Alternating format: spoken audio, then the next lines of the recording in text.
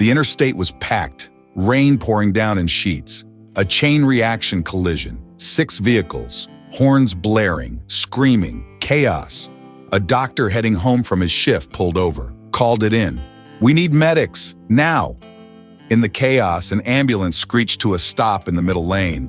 A female paramedic jumped out, didn't wait for orders, slid on her knees across wet pavement. She cut seat belts, pulled a victim free, used a field scalpel from her trauma bag, started chest compressions right there in the rain. When the doctors arrived, they stood frozen. The way she worked exceeded anything they'd seen.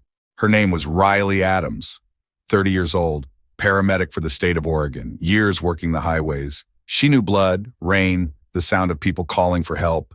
In her unit, she was the quietest. Colleagues called her the robot, always calm, never rattled, almost mechanical in her efficiency. Some doctors look down on paramedics. They just do basic bandaging. They're not real medical personnel. Not like us. Riley never responded to comments like that, never defended herself. Just kept training, kept practicing, kept memorizing battlefield medical procedures most paramedics never learned because Riley had a history. Marine combat medic, served in Iraq, pulled soldiers from burning vehicles, operated under fire, saved lives when helicopters couldn't land and hospitals were miles away. But she'd left that life behind. After her best friend, a fellow medic, died in an IED explosion right next to her. After watching someone she'd trained with bleed out while she tried desperately to save him. She came home broken, couldn't wear the uniform anymore, couldn't be in the military, but couldn't stop being a medic either. So she became a civilian paramedic. Same job, different uniform, trying to outrun memories that followed her everywhere. Every time she picked up a syringe or a scalpel, she heard her friend's last words. "If you get out, Riley, keep saving them. Don't stop." She'd promised, right there in the sand, holding his hand as he died. "I won't stop, I promise." That promise drove her. Every shift, every call, every patient. She carried it like a weight and a purpose. Her colleagues didn't understand her intensity. The way she'd practice procedures on her own time. The way she'd memorize techniques that weren't in the paramedic manual. "You take this too seriously," one partner told her. "We're not surgeons. We just stabilize and transport." Riley looked at him. Stabilize means keeping someone alive long enough to reach help. Sometimes that requires more than basic first aid. He shrugged. Didn't get it. Didn't need to. In her uniform pocket, Riley always carried something. A blood-stained badge, old, worn, not hers. HM2J Carter, USMC medic. Jack Carter, her best friend. The medic who taught her everything, who died in her arms, whose badge she'd taken from his body because she couldn't leave him behind completely. She'd carry it until she died. A reminder of why she did this, who she did it for. Most days, Riley's job was routine, minor injuries, heart attack victims who needed transport, occasional serious trauma that required advanced care before reaching the hospital. She was good at her job, maybe the best paramedic in the state, but to the doctors, the ER staff, the hospital administrators, she was just another ambulance driver. They didn't know, couldn't know, the training she had, the experience she carried, the lives she'd saved in conditions that would make most doctors quit. Riley preferred it that way.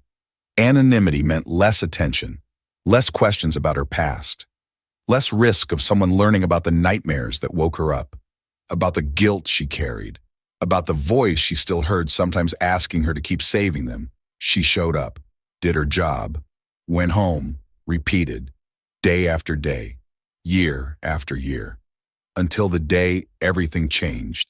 The day routine became extraordinary. The day her past and present collided on a rain-soaked highway. The day Riley Adams stopped being invisible. Morning shift, gray sky, rain coming down hard. The kind of rain that makes highways dangerous, visibility poor, roads slick, perfect conditions for disaster. Riley's radio crackled. Unit 7 respond. Multiple vehicle collision. Highway 84, mile marker 39. Multiple casualties. Code 3. Her partner Mike grabbed the wheel, hit the lights and sirens. Riley prepped the trauma bag, checked supplies, mentally preparing for what they might find. Traffic parted, the ambulance weaving through lanes, rain hammering the windshield. They arrived at chaos. 6 vehicles, mangled metal, broken glass, smoke, the smell of gasoline and burning rubber, people wandering, dazed, bleeding, crying. Riley jumped out before the ambulance fully stopped. Her training taking over, assessing, prioritizing, triage in seconds. 2 minor injuries, walking wounded, 3 serious, 1 critical. A man stumbled toward her, blood running down his face. "There's a kid in the SUV, please!" Riley ran. The SUV was overturned, crushed on the driver's side. Doors jammed, windows shattered. She could see inside. A father, unconscious, bleeding heavily, and in the back, a little girl, maybe 8, trapped in her seatbelt, screaming. Riley dropped to the wet pavement, crawled through the broken window, glass cutting her uniform, rain pouring in. "Hey, sweetie, I'm Riley. I'm gonna get you out. Can you tell me your name?" "Emma, my daddy won't wake up. I'm going to help him. Hold on." The father's pulse was weak, thready, blood everywhere. Riley's hands found the source. Carotid artery, lacerated. He was bleeding out, minutes, maybe less, before he died. Standard protocol was stabilize and transport. Get him to a hospital, let the surgeons handle it, but he wouldn't survive transport. Not with this injury, not bleeding like this. Riley made a choice, the kind of choice that could end her career or save a life. "Mike, I need the field surgical kit." Riley, we're not authorized." "Now!" He threw it through the window. Riley caught it, opened it, pulled out a scalpel, clamps, sutures. Her hands moved on instinct, muscle memory from 100 battlefield procedures. Cut away clothing, expose the wound, clamp the artery, apply pressure. But the wound was ragged. The clamp wouldn't hold. She needed to suture, right here, in a crushed vehicle, in the rain. Dr. Harrison pulled up. Off-duty physician who'd heard the call, stopped to help. He approached the vehicle, saw Riley working, and froze, staring. "What is she doing?" Mike answered. "Field surgery. She's trying to—" "That's impossible. A paramedic can't—" But Riley was doing it anyway. Suturing the lacerated artery, her hands steady despite the chaos, despite the rain, despite the little girl crying behind her. Dr. Harrison watched, mesmerized, the precision, the confidence, the absolute mastery of technique. Where did she learn that? She doesn't talk about it. But word is she was military, combat medic. Riley finished the suture, applied a pressure bandage, checked his pulse, stronger, stable, for now. She turned to Emma. "Okay, sweetie, your daddy's going to be okay. Now let's get you out." She cut the seatbelt, carefully extracted Emma, passed her through the window to waiting hands. Then she went back for the father. With help from firefighters, they got him out, onto a backboard, into the ambulance. Riley climbed in, still working, monitoring vitals, adjusting the bandage, never stopping. Dr. Harrison followed. "I'm coming with you." Riley glanced at him. "I've got this." "I know you do. That's why I'm coming, to watch and to tell the hospital what you did." The ride was tense, silent except for the monitors. The father's vitals holding, not great but stable, alive. Dr. Harrison kept staring at Riley. "That suturing technique, where did you learn it?" Riley didn't look up from her patient. "Iraq, when medics couldn't wait for surgeons, you learn or people die." "You were a combat medic." "Was, past tense." "That kind of skill doesn't disappear." "No, it just becomes illegal when you're not in uniform anymore." They arrived at the hospital, rushed the father to surgery. Emma was checked and cleared. Minor injuries. Her father would survive, because of Riley. But as Riley turned to leave, hospital security stopped her. "Miss Adams, the medical director wants to see you." Riley nodded, expected this. She'd broken protocol, performed procedures outside her scope. There would be consequences. In the ER hallway, Dr. Harrison approached. "What you did today, that was extraordinary. That was necessary. You saved his life. You know that, right?" "I kept my promise, that's all." "What promise?" Riley pulled out the blood-stained badge, showed him. To keep saving them, no matter what. Dr. Harrison understood. Military? Marine Corps, HM2 Jack Carter, my friend. My teacher, died in my arms in Ramadi. I'm sorry. Don't be sorry, just remember. When you're writing your report, remember that he's alive because someone didn't follow protocol. She walked away, leaving Dr. Harrison standing there, holding a new understanding of who Riley Adams really was. In her trauma bag, tucked in a side pocket, a photograph, creased, water-damaged, Riley and Jack, in desert camouflage, smiling despite everything. On the back, in faded marker, keep them breathing. She'd kept that promise today, again, like she had hundreds of times before, like she would hundreds of times more, until she couldn't anymore.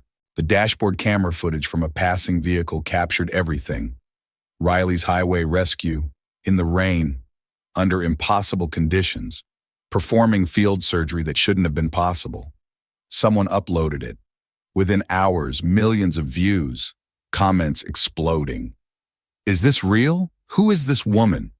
This can't be a regular paramedic. Local news picked it up. National news followed. Paramedic performs battlefield surgery on highway. Mystery medic saves life in dramatic rescue. Riley ignored it all, showed up for her next shift like nothing had happened. Mike stared at her. You know you're famous, right? I'm not famous. I did my job. Your job doesn't include arterial suturing. It does when someone's dying. But the hospital couldn't ignore it. Neither could the state medical board. Riley was called in for review. Medical director, chief of surgery, legal counsel, all waiting in the conference room. Miss Adams, you performed unauthorized medical procedures. Beyond your scope of practice, this is a serious violation. Riley sat calmly. Yes, sir. I'm aware. You could lose your license, face legal action. Do you understand? I understand. But I'd make the same choice again, because that man is alive. His daughter still has a father. That matters more than my license. The medical director looked at Dr. Harrison. You witnessed this? I did. And I need to say something. What Miss Adams did was not reckless. It was expert-level trauma surgery performed under battlefield conditions. I've been a surgeon for 20 years. I couldn't have done what she did, the confidence, the skill, the improvisation. He pulled out his phone, showed them the dash cam footage. Watch, really watch. Every movement is precise, textbook perfect. This isn't luck, this is mastery. They watched in silence, seeing what Dr. Harrison had seen, the impossible made possible. Where did you learn this, Miss Adams? United States Marine Corps, HM2, combat medic, served 2 tours in Iraq, operated on soldiers in conditions that would terrify most surgeons. You learn fast when people are dying, and you're all they have. The chief of surgery leaned forward. Why didn't you become a doctor with skills like that? Riley's voice was quiet. Because I couldn't be in hospitals anymore. After what I saw, after who I lost, I needed to be on the road moving, away from the memories. But you're still saving lives. It's all I know how to do. The room was silent, processing, understanding. The medical director spoke carefully. Officially, we have to document this incident. You violated protocol. That's not debatable. I understand. But unofficially, you did exactly what needed doing. That man would be dead without you. His daughter would be an orphan. We can't ignore that either. Decision took 3 days. Riley continued working, waiting for the verdict. Meanwhile, the victim, Michael Chen, father of Emma, woke up from surgery, asked about the paramedic who saved me. His surgeon explained what had happened. The highway suturing, the field surgery, the impossible rescue. Michael insisted on meeting Riley.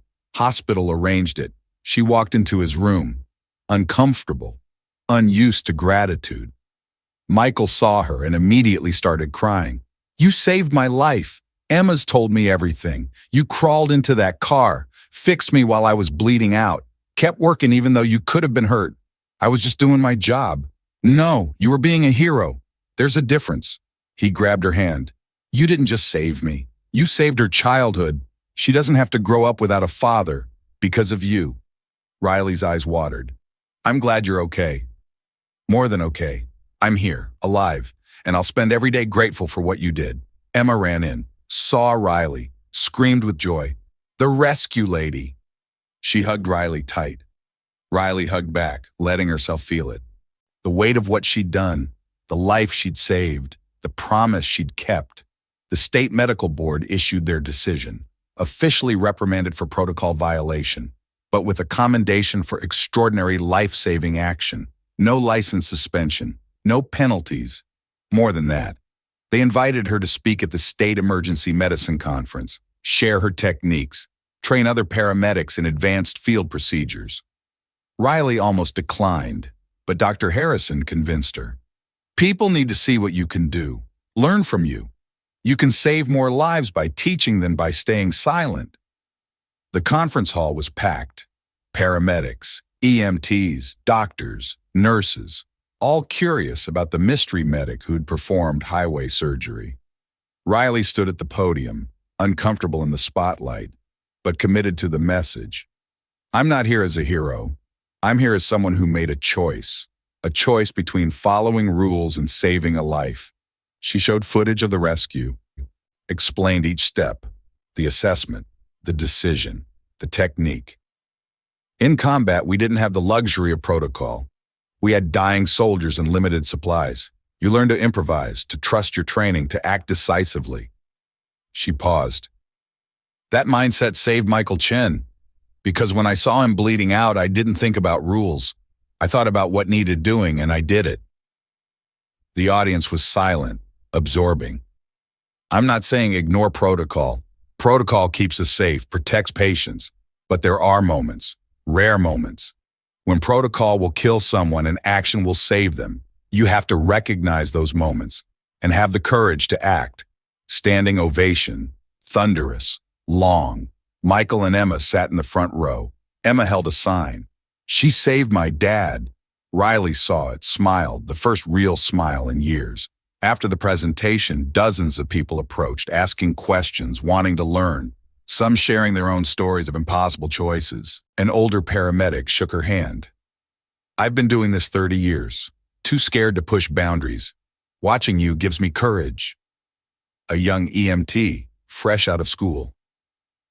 You're why I joined. I want to be like you. Riley felt something shift inside. The weight she'd carried, the guilt, the promise to keep saving them. It felt different now. Lighter. Like maybe she was finally honoring Jack's memory the right way. Not by carrying guilt, but by sharing knowledge, by inspiring others, by turning her pain into purpose. That evening, alone finally, Riley pulled out Jack's badge, the blood-stained medal she'd carried for years. I think I'm doing it right, Jack, keeping the promise, saving them, and now teaching others to save them too. She felt peace. For the first time since that day in Ramadi, like maybe she could forgive herself for surviving when he didn't, for living when he couldn't. If you believe courage is doing the right thing when rules say no, type I believe. Riley's story spread beyond the medical community. News outlets, social media, veterans organizations. Everyone talking about the combat medic turned paramedic who performed highway surgery. But reactions were divided. Some called her a hero. Others said she was reckless. The debate raged. She could have killed him with that improvised procedure. She saved him when everyone else would have watched him die. We can't have paramedics playing surgeon. There's a reason we have protocols. Protocols would have left a little girl fatherless. The Oregon Department of Health launched an investigation, not to punish, but to understand, to evaluate whether advanced field procedures should be part of paramedic training. They brought in military medical consultants, combat surgeons, battlefield medics, asked them to review Riley's technique. The consensus was clear. This was expert-level trauma care, performed correctly, under extreme conditions. If this were a battlefield, she'd receive a commendation. The only difference is location. That led to a revolutionary proposal. The Riley Protocol. Advanced trauma training for paramedics. Teaching field surgery techniques for extreme emergencies. When transport isn't fast enough and waiting means death, Riley was asked to help design it, work with military medical trainers, create a program that brought combat medicine to civilian emergency response. She accepted, not for recognition, but because it meant her experience, her skills, Jack's teachings. They'd live on, help others, save lives long after she was gone. The program launched 6 months later, intensive training, rigorous standards. Not every paramedic qualified, but those who did gain skills that could mean the difference between life and death. Dr. Harrison became an advocate. I've seen Riley work. I've seen what proper training enables. This isn't about paramedics replacing doctors. It's about giving first responders the tools to save lives in impossible situations. Michael Chen recovered fully, returned to his job as a teacher, but he never forgot. He started a foundation, the Emma's Dad Foundation, supporting first responder training, funding advanced medical education. Riley gave me my life back, he said at the foundation launch. Now I'm helping train more people like her, so other families don't have to say goodbye. Emma, now 9, attended every foundation event, told anyone who would listen about the paramedic who saved her father, drew pictures, wrote stories, decided she wanted to be a paramedic too someday. Riley visited them sometimes, uncomfortable with the attention but grateful for the connection. They became friends, not just rescuer and victim, but people bound by shared experience. Veterans reached out too, combat medics who'd struggled with transition, who felt lost in civilian life, who carried the same weight Riley had carried. She talked to them, shared her story.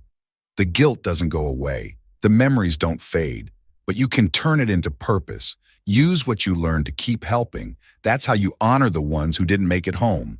Her words resonated, gave permission to struggle, to hurt, but also to keep serving. One former Navy corpsman wrote, "I thought I had to leave medicine behind because I couldn't be in combat anymore. You showed me I can still use my skills, still save lives, just differently." The military took notice, started implementing better transition programs, helping combat medics find civilian medical roles, recognizing that their skills had value beyond the battlefield. Riley received awards, recognition from the governor, a commendation from the Marine Corps, invitations to speak nationwide. She attended some, declined most, preferred to work, to train, to be on the road when someone needed help. But she did accept one honor. The medical board added her name to their Hall of Excellence. Riley Adams, paramedic, combat medic, lifesaver. At the ceremony, she stood before a crowd, wearing her dress uniform for the first time in years, feeling the weight of it, the memories, the pride mixed with pain. "I don't feel like I belong here," she admitted. "I'm just someone who couldn't let someone die, who used skills I learned in terrible circumstances, who made a choice that happened to work out." She pulled out Jack's badge, showed it to the crowd. "This belonged to my friend, my teacher. He died doing what I do now, saving lives, keeping people breathing long enough to see another day." Her voice cracked. "Every time I go on a call, I carry him with me. His lessons, his courage, his belief that every life matters. That's not heroism. That's just keeping a promise." The applause was deafening, but Riley barely heard it. She was thinking about Jack, about the promise, about how many more people she could help before her own time ran out. 2 years after the highway rescue, Riley was promoted to training coordinator, overseeing the Riley protocol implementation statewide, teaching the next generation of paramedics. She still worked the road, still responded to calls, couldn't give that up completely. But she also shaped the future, trained students who would carry on the mission. On slow days, she'd drive past mile marker 39. Where it happened, where she'd made the choice that changed everything, she'd pause. Remember, Michael bleeding out, Emma crying, the rain, the fear, the decision, and she'd smile.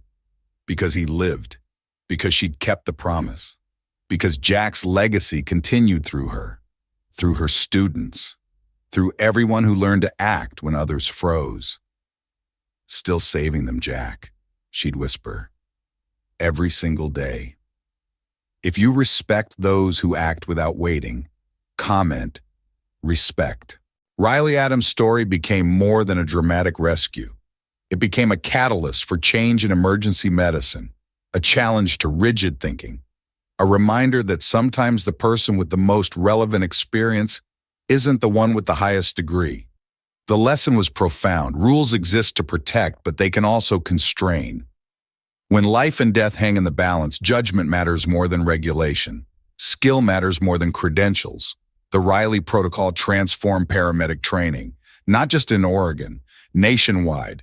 Advanced trauma techniques once reserved for surgeons became part of emergency responder education. Thousands of paramedics trained in field surgery, combat-style triage, improvised interventions, not to replace hospitals, but to bridge the gap when hospitals were too far away. Lives were saved, documented, proven. The data showed clear improvements in trauma survival rates because first responders could do more than stabilize. They could actually treat, save, keep people alive when minutes mattered. Medical schools studied her case, used it to teach about adapting to circumstances, about recognizing when traditional approaches fail, about humility, about learning from unconventional sources. Riley continued teaching, training, mentoring. She became a bridge between military and civilian medicine, showing both worlds what they could learn from each other. Emma grew up determined to follow in Riley's footsteps, studied hard, volunteered with EMTs, shadowed paramedics, applied to Riley's advanced training program when she turned 18. Riley taught her personally, "Your father's alive because someone refused to accept the impossible. Remember that. When you face your own impossible moment, remember that courage is just refusing to accept that someone has to die." Combat veterans found purpose through Riley's example. Dozens of former medics became civilian paramedics, bringing their battlefield experience home, using trauma to help rather than to haunt. One wrote to her, "I thought my military medical training was useless in civilian life. You showed me it's my superpower. I'm saving lives again. Thank you for showing the way." Jack's badge, the blood-stained medal Riley had carried for years, was eventually donated to the National Museum of American History, representing combat medics, their sacrifice, their legacy. But Riley kept a replica, carried it still. The reminder, the promise, the connection to the friend who taught her everything. On the 10th anniversary of Jack's death, Riley stood at the Vietnam Veterans Memorial. Not for Vietnam, but because it was quiet, reflective, a place to remember. She placed her hand on the wall, whispered to her friend, "I've kept the promise, saved hundreds, trained thousands. Your lessons live on through me, through them, through everyone who refuses to let someone die when they can help." She felt peace, complete, finally. The guilt had transformed into purpose, the pain into power, the loss into legacy. Riley retired at 55. After 25 years as a paramedic, countless lives saved, generations of students trained. At her retirement ceremony, Michael and Emma attended. Emma, now a paramedic herself, gave the speech. "This woman saved my father. Then she taught me to save others. She didn't just give us one life, she gave us a philosophy.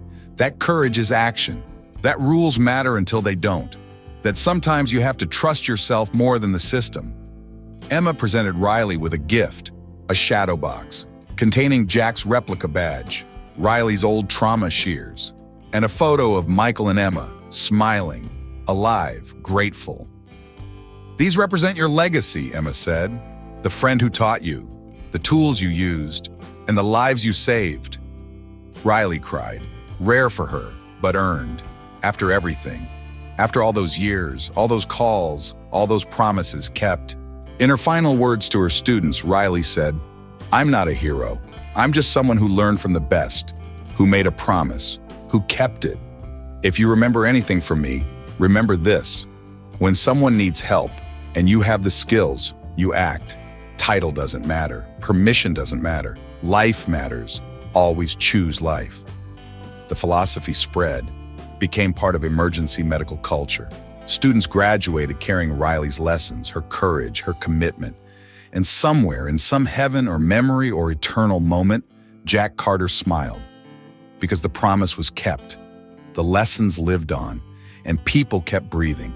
Because of Riley, because of her students, because courage, once learned, never dies. It just passes on, from teacher to student, from veteran to civilian, from one generation to the next, forever.